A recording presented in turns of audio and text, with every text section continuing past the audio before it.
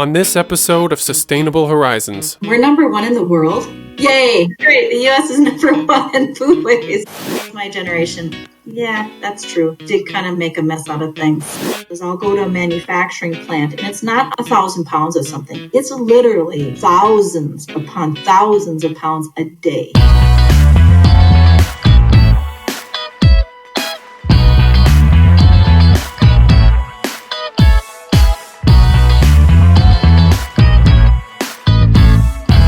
Hey, Sue, thanks for joining us. Hello. Hi, Logan. Hi, Taylor. Sue Marshall is the founder, CEO, and president of NETZRO SBC Byproduct Valorization, a company whose technology and equipment transform food byproducts into upcycled ingredients that reduce waste and expand the food economy without growing more food. So, we're going to break it all down. I guess before we really dive in, I kind of wanted to put a perspective around the whole food waste problem by listing a couple of facts that I found. So according to feedingamerica.org, in the United States, people waste 80 million tons of food every year, which equals 149 billion meals. They throw away over $444 billion worth of food annually. And shockingly, they waste 38% of all the food in America. Additionally, according to the World Wildlife Fund, over 50% of food is lost before leaving the farm. I feel like a lot of people are kind of generally aware that food waste is a problem. However, they may not be aware of the amount of waste across the entire supply chain. I certainly wasn't. Can you kind of hit on the steps along the food supply chain and why we see as much food waste as we do? So the first thing I want to talk about is that statistic. We're number one in the world. Woo! America number one. Yay! Great, the U.S. is number one in food waste. That's lovely. Food waste, gun violence. Second, it's just sad. It's shameful. The second thing is to talk about that number and where it comes from, because it's important. You know, we see this number. They're able to account for that number really through landfill and what other methods are currently being required to count. That being said, again, in the United States, we don't think of it the same amount of a problem as other countries. So number one, we don't record it very well. Makes sense. Number two, there's so much that's not recorded that goes to waste that doesn't ever get to the landfill. It's just underutilized or wastefully, like just who cares? Because we're in the United States, we can just do whatever we want. So that's kind of the number, and our focus is on the amount that we actually don't know. Right? That's not in that number you just quoted because it's literally not recorded. We get to see it on NETZRO side because we get to go into manufacturing and agricultural organizations and see all this other stuff that's not included. So that's important to talk about that number. And then second, that food actually is still food. So when we see it, it's not in a dumpster.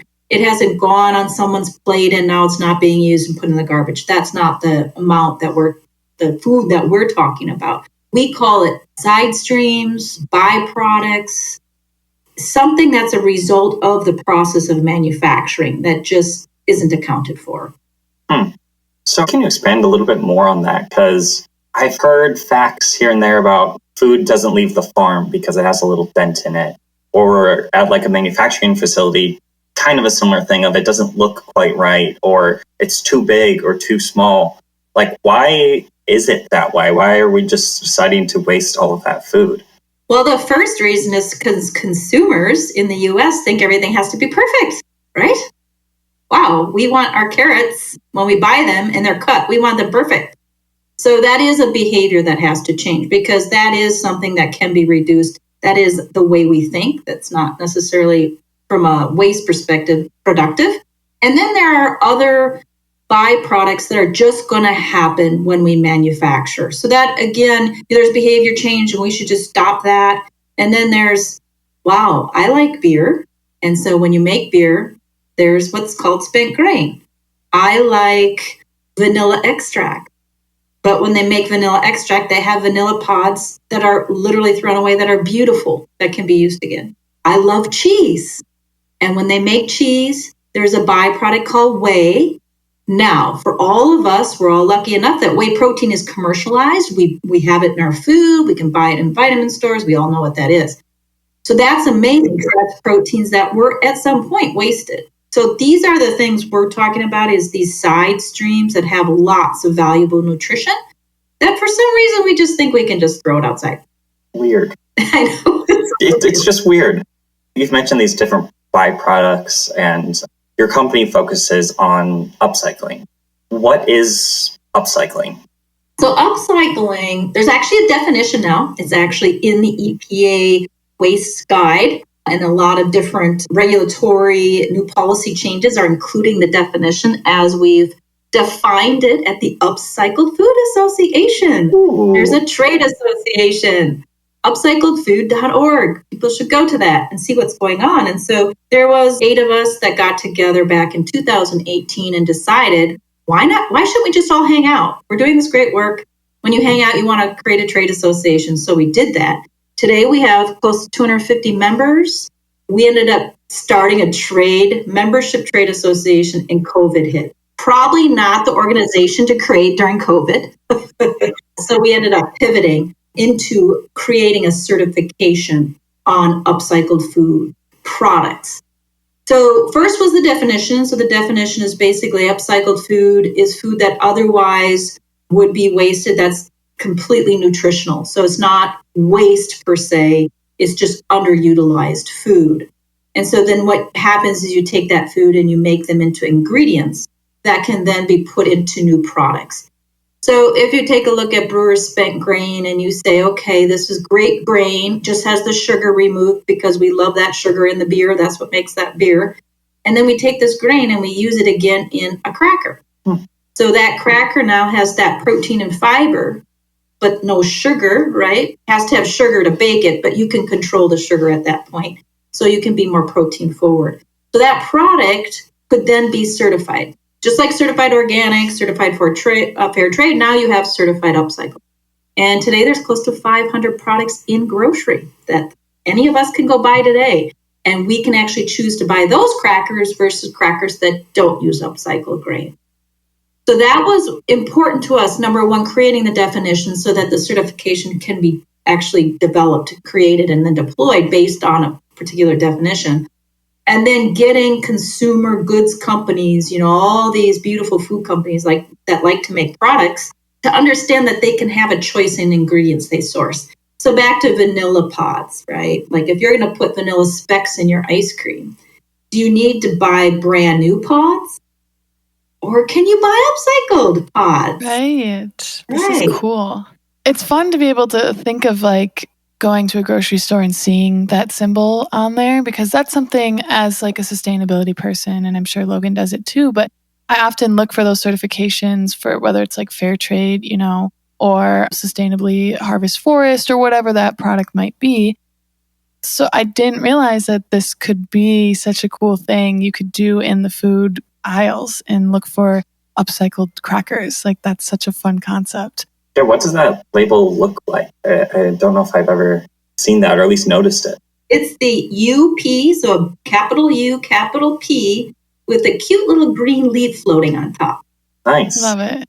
Yeah, so you'll see that now. And it's super exciting because December of 23, so we just passed 2023, we had several regulatory wins, but the biggest win of all was the organization Where Food Comes From that currently manages the organic certification, and I think it's the fair trade one. So they are third-party verifiers, publicly held company, and that's what they do day in, day out. And they bought the Upcycled Food certification from the Upcycled Food Association. Nice. We as the board is super excited because, as you can imagine, we're a trade membership-driven association that got pivoted into a certification way over our ski tips. We're not third-party verifiers. Now, Where Food Comes From and a bunch of other amazing stakeholders were able to support us to do that, but at some point, we can't scale it. We're not the people to scale it. So if you were today to follow Where Food Comes From, there's all kinds of things they've come out with since January 1 on how they're going to scale that cert. And so that means instead of 500, by the end of this year, maybe there's 1,500 products. Right. So we're pretty excited to watch how that will grow now. No, I think that's a valuable thing to comment on, is understanding that I can't necessarily, or we as an organization can't take it where we want it to go, and passing the reins to somebody that we trust and will kind of ensure that this thing can get up on its legs and start running by itself. Okay, so you've talked about a couple of different organizations. So can you talk about how NETZRO came to be? I had decided to go back to school. My kids were out of the nest and they had really supported me to do this. And they wanted me to start another company, of course, and kind of like really encouraged me to do something impactful. Why? Because my generation, yeah, that's true, did kind of make a mess out of things. Thank you for owning it. You're right. I'm going to do this. And so I did go into it, but I did want to go to the university open-minded. So I really went in. I told them what I wanted to do as far as start another company. So I got a lot of support there as well. And it was a great experience. And early on, one of my friends had started a company using infrared drying for cow manure, upcycling cow poop. Yeah, that was it. And clearly that wasn't something I was interested in specifically. Sounds smelly. I know, right? But I really love the idea of the infrared heat and how it transformed materials. So we decided we would go ahead and spend a couple of years researching. He was gracious enough to support me. We had a unit built that could fit on a lab table. And then we just started putting food in there. And it was great for me. I would go around Minnesota, Iowa, rural areas, pick up buckets of food from food manufacturers, come back and put that in there and see what happened. And so really it became one of those, every time we put something in, it was like, what's going to happen? Is it going to be something that can actually be put back into food? Would we eat it? And what would be the, constraints from logistics, picking it up? Right away, we realized we would have to have equipment built that would be housed where the food manufacturing is actually happening. Once you start putting logistics and hauling, because most food is water, right? We know that high percentage of what we eat is water. And so hauling that around from a sustainable perspective, more resources, just didn't make sense. So we did go about building the equipment to have it on site is really how it's meant to be. So you go into like these food manufacturing facilities and set up your equipment there? That's the model. That is the revenue model. So you sell the equipment. The data is important because in order for us to take what comes out of the equipment and put it back into food products, it has to be certified, has to be safe. The data has to tell us that. So we have that part of it. And then, of course, we make the connections to people who might want to buy the ingredients. At the end of the day, whether you're a soup manufacturer or an oat milk manufacturer, brewery, whatever it is, they don't want to sell ingredients, upcycled or not. It's just not their deal.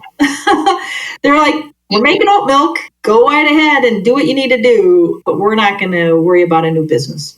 And that seems to be 90% of the case. They really don't. They feel good about what they're doing. And if they can offset the cost of hauling waste out of there and get that problem solved, they're good to go.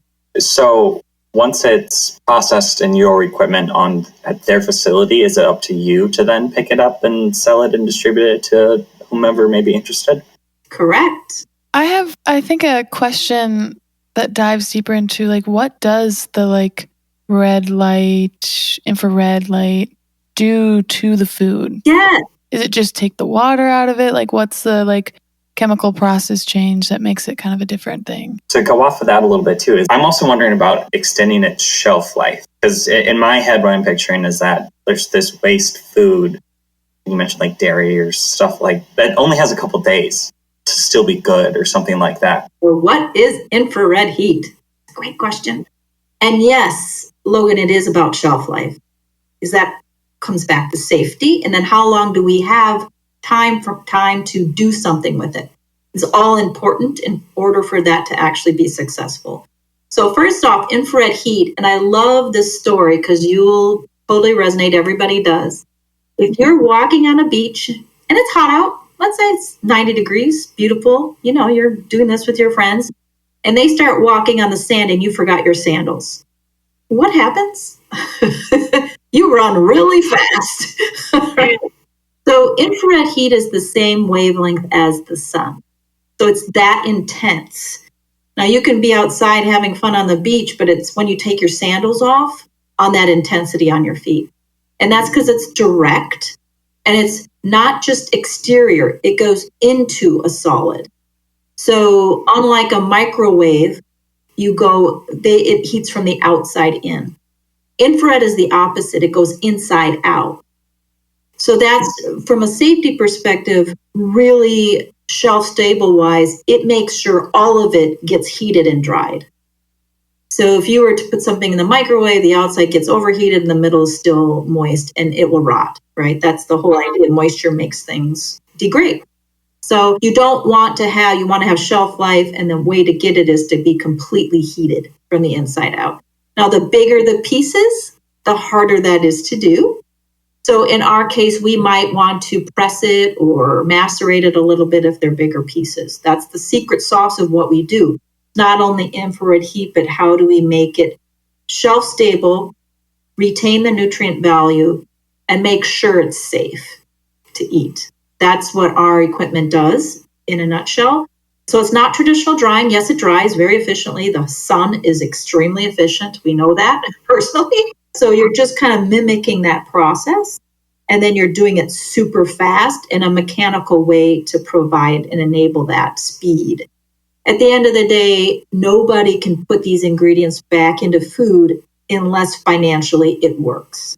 And so we set out to do it so that it wasn't just some expensive crackers that gets made.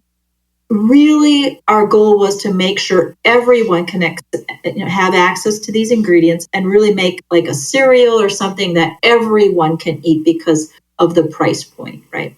I'm not saying we're there today. This is our problem to solve, is to get that price of that ingredient down to the point where it can be in any product.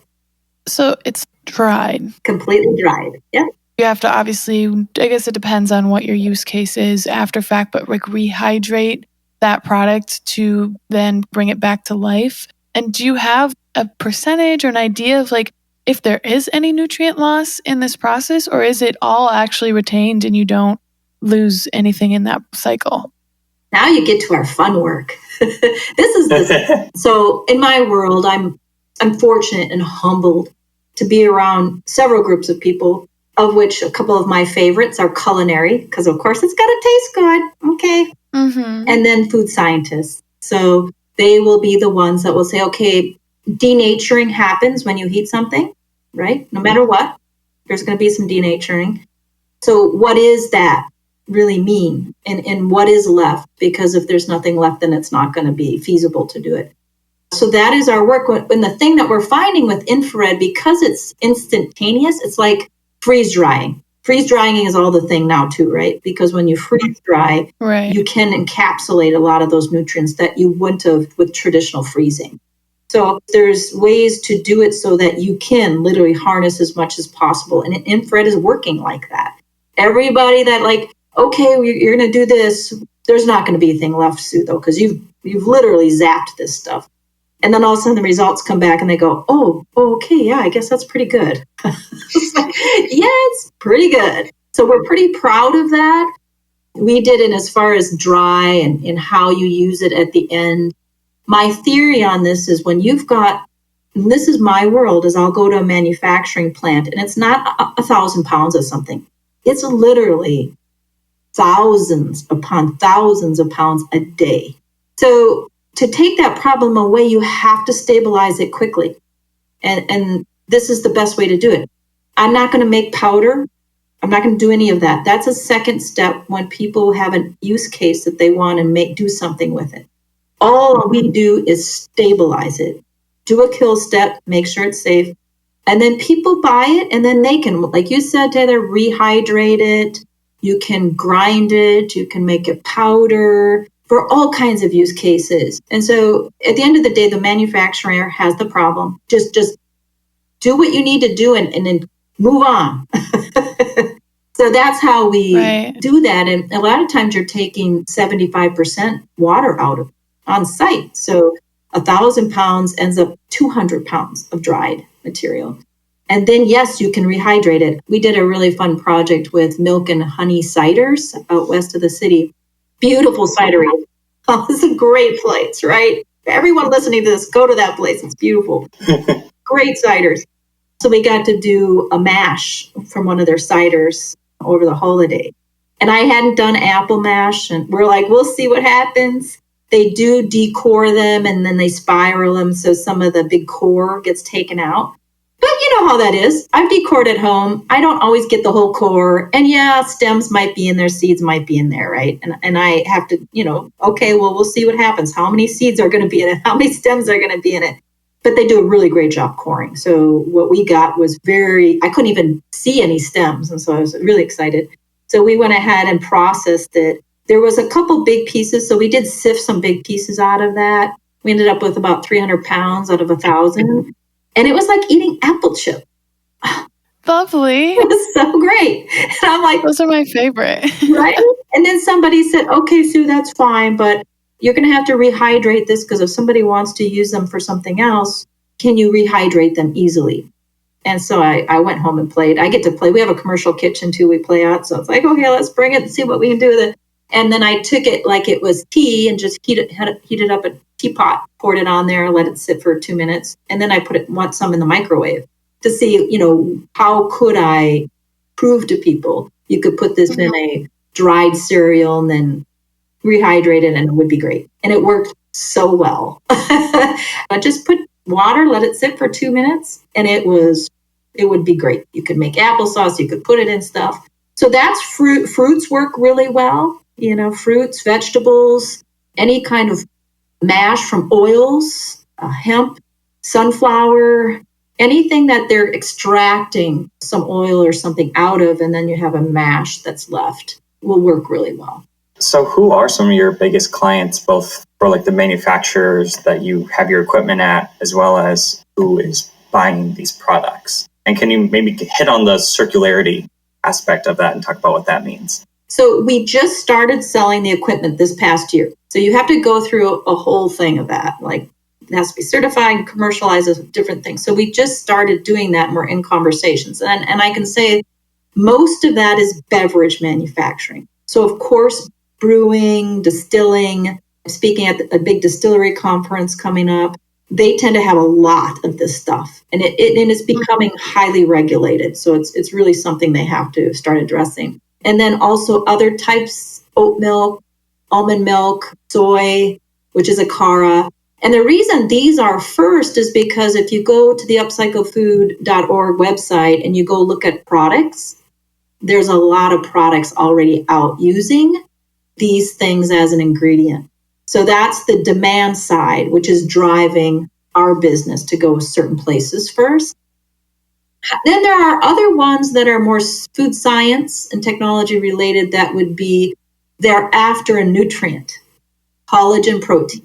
Okay. All of us want collagen protein, and you don't have to talk to people about why it's good for us. We know this. And so the membrane on an eggshell is collagen protein. And we happen to do really well with that process of getting that off. And then, of course, the shell is calcium, which calcium's in our food. They've been adding that in for decades. So those types of byproducts where the value is already known are the ones that are first. Interesting. I guess that makes sense. You kind of have to let the market speak for itself a little bit and let it guide you and where it needs to go. I was curious about the lab process. So your stuff is done being processed by the infrared light. How often do you have to pull samples and where are you testing them? How are these things tested and what are you testing for? Yeah, so we're in Minnesota and we have a lot of things in Minnesota that a lot of people don't realize. Part of that is we're Minnesota nice. We don't like to talk about ourselves. I don't know, but we tend to operate under the radar. But I'll tell you, we do a fantastic job in this state from any food and ag perspective. And so I have been fortunate since day one to have University of Minnesota, the likes of Agricultural Utilization Research Institute. That's all they do is byproduct work, both on how to process and nutritional values. They have everybody that I access that I need. So that's allowed NETZRO to grow to where I'm at without actually doing that myself. Now I have one of the best food technology people from General Mills, 38 years at General Mills, making equipment and intellectual property and all that work. Craig Dowd, he's amazing. So he works on the equipment for us. If I need to look at protein or fiber and before and after, right, Taylor, like, okay, you take this and you do it before, then you process it and you do it after. What has been the degradation? What's left? All of that stuff. We have these people here in Minnesota, and it's wonderful. And so, yes, I have to pay sometimes, but in a lot of cases, because Minnesota is so forward in agriculture, Minnesota Department of Ag is wonderful. I get grants. I get, oh my gosh, so many students. NETZRO is cool. You know, if you're in school for environment and food science, you know, you are abreast of what's going on. So we have not a lack of that kind of support coming out of the universities. Really one reason why I'm here. It's fun to know the next generation is super excited about it and ready to kind of bring it forward with you. I'm assuming that most of these streams that go through your machines are single streams. Is there a process where you might have seeds and like a vegetable or something like that together? Is there a process to separate that? Is there anything like that? Or is it just kind of you take it as the manufacturer gives it to you? Yeah, that's the fun part. It's a challenge, as you can imagine. So I'm sure that's why you asked it.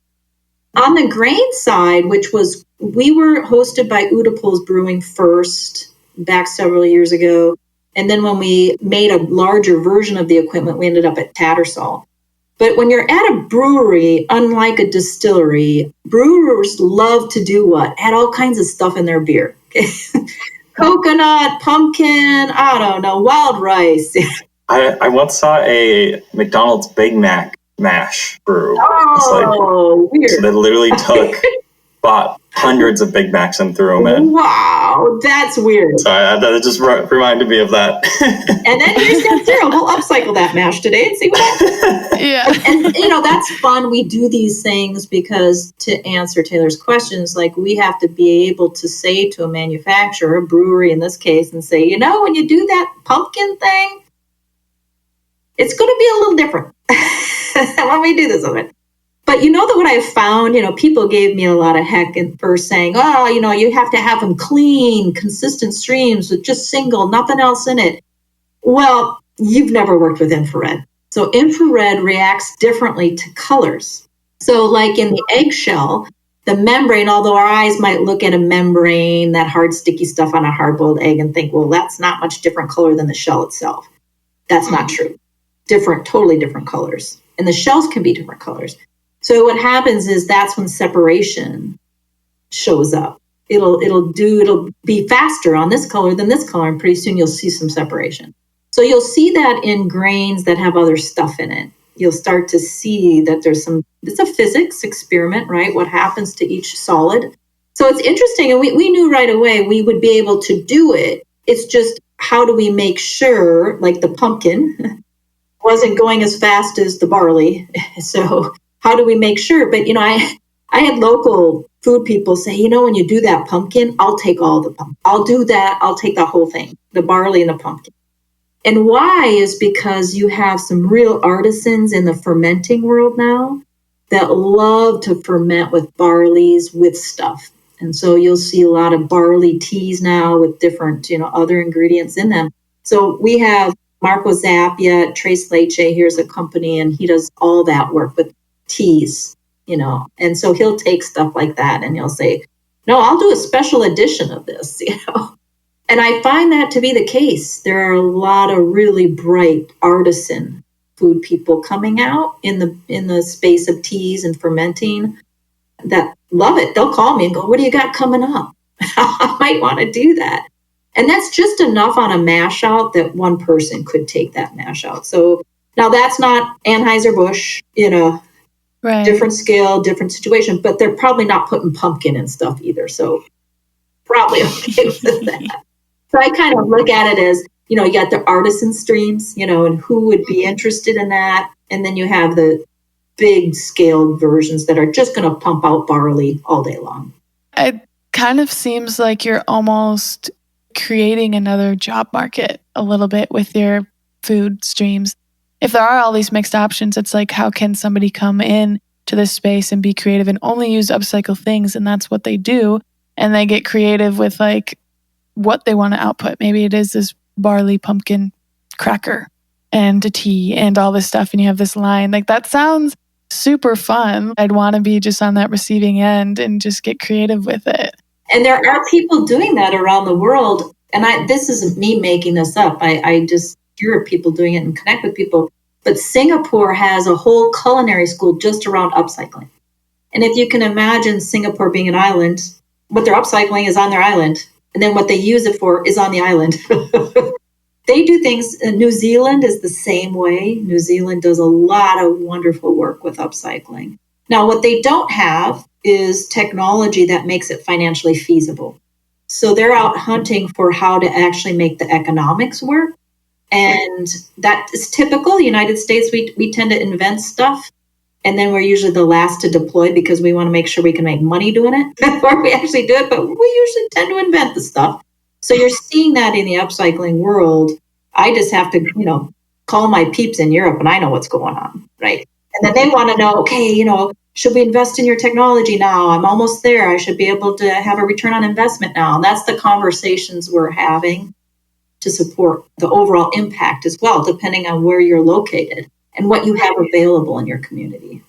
Is there a way where you can use it multiple times, your technology? Like, so say you have, we'll go back to the pumpkin and barley, and you make a tea out of it. You're still going to have leftovers. You don't eat the tea necessarily. You're kind of extracting some of that flavor and that profile from it. So I'm curious if you can then run through the process again. And if it's like, 5 times through, it's now deemed wasteful or like waste because it's no longer got any nutritional value and we've extracted every little bit out of it. Have you done any experimentation with like how far you can go on that front? I'm going to really blow your mind away now, aren't I?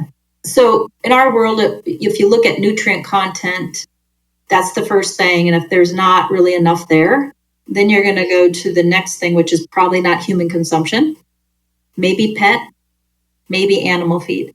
And then if you've discounted that because they also have to have nutrients, our beautiful little pets, and they also like to have tasty treats. So sometimes it's not there either. Ultimately, most things that we upcycle have fibers. And so this goes to the hemp conversation.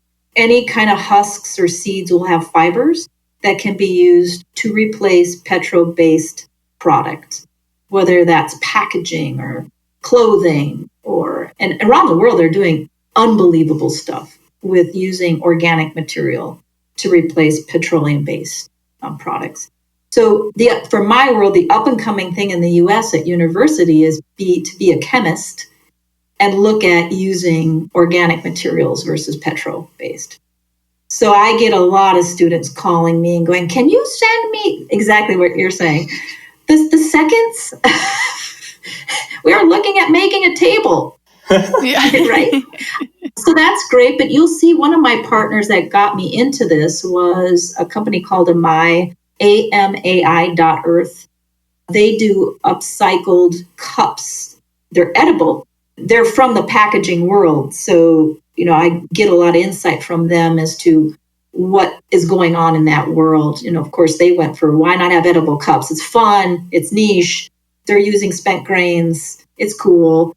But ultimately, there's other things like plates and silverware. Like they're expanding their breadth of it too. And then the packaging world really has to be innovative. And why, right? I think you guys did an episode on packaging. This stuff has to be degradable. This stuff cannot be sitting in landfills for decades. And it can't be releasing chemicals that are harmful. I think that industry, you're going to see the next decade using a lot of organic materials, which will come from net zero. Again, the seconds or, I have a lot of requests to be put in grants at universities to stabilize stuff. And a lot of it's not just about human consumption, but just, in the physics and chemistry labs and, what can they then take these materials and do? And this is what's so encouraging. Like you said, these are new jobs. Yeah. I always tell people, wonder if the end of the food supply chain, as we think of it right now, is actually the beginning of a whole new food evolution. whole new, jobs and industries, because these are materials that can be used again in various aspects. So fiber, I think you'll see a big one. The other thing is carbonate. So eggshells are made out of carbonate. Chitin, which is parts of fish, is made out of carbonate. Carbonate is Mother Nature's plastic. That's what she made it for. Why are we not using that? That's super cool to know that, like, not only can we upcycle food for like a nutritional value, whether it's humans, animals, whatever that case might be, once you're done with that, you can then throw it into the textile industry or making tables or cups or packaging or whatever that case might be. We're no longer needing all of this like raw material that we otherwise use for most of these processes. It's such a cool concept. And to realize that maybe your logo goes on more than just a food packaging thing too. Like you can start to see it on, maybe a t-shirt that you're wearing and things like that. Is a cool concept. And then if you get hungry, we'll see how hungry we get. Yeah. Well, Sue, I guess our last question is, how can people learn more about you, NETZRO, and stay tuned with what you guys are doing? Yeah, great. You can always follow us on social. Website is NETZRO, not ZERO. That's a different company. NETZRO.us. And then follow us on social. We always have great stories that we're posting on social because we have so many great partners that are doing great work. So that's the best way to follow what's going on with the industry. Well, thank you so much for coming on. I learned a lot. I'm super excited for you and the industry. And like now I'm going to do my own research deeper into it because it just sounds fun. There's like all these ideas you can do with it. Yeah, great. Well, just look for that certification on back of pack next time you're in the store. UP with a green leaf floating down. Yeah, and for everybody listening, we'll send some photos and stuff like that in the description along with links. Well, thank you so much. This was really cool. All right. Great talking to you.